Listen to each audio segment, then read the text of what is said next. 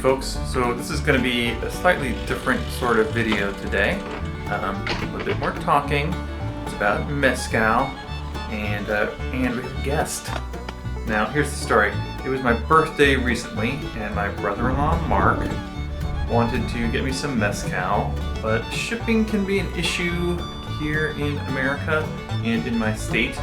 But my state does have a state-run liquor, which means we have a website that lists all the bottles available in the state and where you can buy them, at what store and at what price. So that is pretty neat. I talked about this recently in my last rum video. So all that Mark had to do was go onto the website, shop around, see which bottle he would like to buy.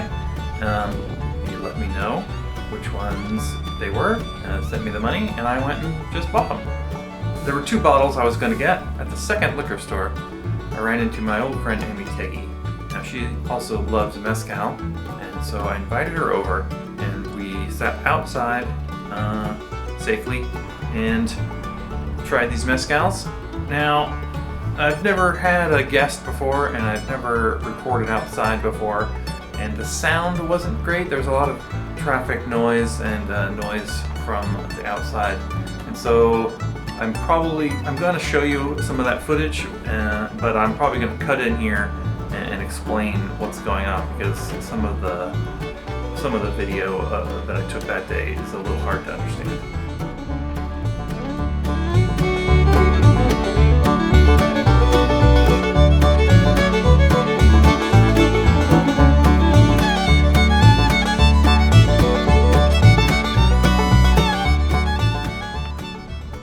Welcome everyone to Uncle Pete's Cocktail Shop. Hi. We're gonna, for the first time, we're gonna try having a guest.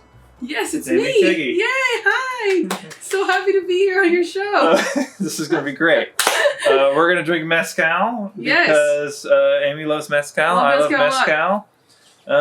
I've known Amy for a long time, since we worked at the Multnomah Whiskey Library together. That was Six a while ago, years? 6 or 7 years. Yeah. Like that. I don't know. I think what we'll do is we're going to try these. Let's start with this. So we're going to drink bottles that I got for my birthday, thanks to my brother-in-law, Mark. Woo, thanks Mark. Exactly. So what we're going to start with, Mescalero 23. The Mescalero brand is owned by a place called Craft Distillers. And what is Craft Distillers? Are they a distributor? Are they a company that owns a bunch of brands? Are they a co-op of brands? What are they? I don't know. What is Craft Distillers? It doesn't matter. Whatever they are. They're essentially bottlers. They're bottlers. I think that if there's one thing that I wish that more people would know about the mezcal industry, at least in the United States, at least the stuff that gets imported here, a lot of it is people just going out and bottling stuff. So these Mescalero folks, they go out and find interesting batches of mezcal and bring them to the market up here. The first thing you want to know when you're looking for a mezcal is what maguey it's made from, which plant it's made from. And there are a lot of different varieties. This one is called Cirudo. I'm not sure if I'm pronouncing that right. My Spanish pronunciation is atrocious. Yeah. Cirudo. Cirudo. I've never heard of it, but we're going to try it. It's made by a lot of types. Don Cosme Hernandez and his son Cirillo, which I think is really cute. It's the son that's involved. All right. Yeah. And I've never actually heard of this one. But apparently, according to the internet, it's related to Mexicano. So the thing is, it could be confusing because in Mexico, sometimes the same agave will have different names depending on the region you're in. And sometimes different agaves are called by the same name in different regions. Think about it, it's not weird because I don't think a lot of people know this. Oaxaca is home to the most, at least currently living, indigenous population in all of Mexico. So a lot of the time when you're hearing one word and it's said by another word somewhere else, it's just because it's different, literally like a different type of people. Right. Who are like talking about the same thing, but they might call it this, and sometimes they do sound similar-ish. And then other times they sound really, really different. Yeah, yeah. So we're gonna do a little sniffy sniff. Snap. Reminds me a little bit of like a tepezate on the nose. getting a ton of like green pepper. yeah, like a sort of vegetal. Very vegetal, very agave forward. It's got a real Ooh. Band-Aid aftertaste. Like It's a little over 90 proof, which I think is surprising since it doesn't taste like that. it doesn't.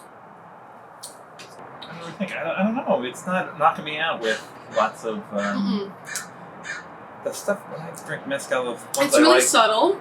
It's really subtle. It's really subtle. It's really kind of, the more I drink it, I'm trying to come up with some really strong tasting notes, and I'm not really getting any. So this was a pretty subtle mezcal, not knocking you over the head with flavor. But I will say one thing about it, which is that I've subsequently tried this mezcal again, and it really opened up after you opened it. This happens with spirits sometimes. The flavor will evolve after you open the bottle, and this one developed a little bit more after we opened the bottle. It is still very subtle, but it's got a lot more of those slate, stone, gravel notes that I really like. Kind of like a short, it doesn't linger in your palate too long. It's a little short. Bit of a short finish, Uh-huh. but it's kind of opening up a little bit. Like my second sip, I was like, it's a little bit, I think like you said, subtle. It's not like a knock on the head with. It's a really unusual mezcal. Like it's Listen, suffice it to say, it's a delicious mezcal, but it is a little subtle, maybe a little harder to appreciate than some of the others. So, Mescal Vago. Vago was started by a fella who went down to Mexico. Well, I'll let Amy Tegge tell you the story. Pretty interesting. Okay, we're going to move on. Yeah. We're going to move on to Mescal Vago. This is the one that Amy sold to me at the liquor store. Also R.I.P. to Aquilino Garcia Lopez, R.I.P. Patriarch of the family who kind of got the whole thing started. Got this thing rolling. Okay, so I don't know if you knew the story when they came to this Judah, the founder guy, Judah, who he's a white guy. Oh, that's right. Yeah. I remember this now. Yeah. Full stop. He's a white guy, but he was like a surfer dude. I mean, let's be honest. The thing too about mezcal in America is oftentimes the person who is like importing it is a white person or a company. Sure. And I don't think it's bad at all. I think, hopefully it's giving back to these communities that, like, ultimately aren't making a whole lot of money off of this if it's stayed in Mexico. You just hope that it means that they're getting paid the fair price for, like, the work that they do. And which I think they are. They totally are. Yeah, and this dude went down there to surf and met a lady who's... He got an ear infection. Judah was a surfer. He was in Oaxaca. He was in Oaxaca. He was in Puerto Vallarta. I believe is right. Puerto Vallarta. He was surfing. He got an ear infection. And there was only one little last clinic. So I went to the clinic there. Fell in love with the nurse. And so he stayed. He's like, I'm staying here. It's good to go. So his father-in-law, Aquilano, was the person who made this wonderful mezcal, and he was like, wow, this stuff is so great. I think that, like, it needs to be shared, essentially. It needs to be turned into something where we can, like, export it, Right. Kudos. Like, I think it's a great story. I think it's really sweet. It's the fact that he came and he helped, she has a love story, helped share something that he fell in love with to the rest of us, and I'm happy for it, and helping their family out in the process. And they were the first ones having listing all the they're methods very and good stuff about on the front, having which is full great. disclosure. The other thing I know about them is that they take the pulp from the agaves after it's done distilling, and they turn it into this paper that they use for the labor. So now that's the short version of the story. There is a longer version on the Vago website. I'll leave a link down in the description. Anyway, Mescal Vago. This is the Tobala made by I don't know how to pronounce this. Emigdio Joaquin. Oh yeah, Emigdio Joaquin, Tobala, or Agave potatorum is the scientific name. I think it's a wild. Yeah, it's a wild agave. Yep. Some places will farm agaves, but only certain types can be farmed, and a lot of them they have to go out trekking around the desert to find various plants that are, they're huge. Some of them. It's huge. Then they have to whack all the leaves off and haul this piña back. Which sometimes can be like half a ton. Yeah. With a donkey, guys. Not a truck. Not nothing sophisticated. No, not like you're pulling up your F-450. Imagine if you had a donkey and you had to drag back something, hack it up in small pieces using 20 your miles. fucking machete. But you have to do that 40 times. 40, 50 times. Before you get a batch of... Before you're lucky.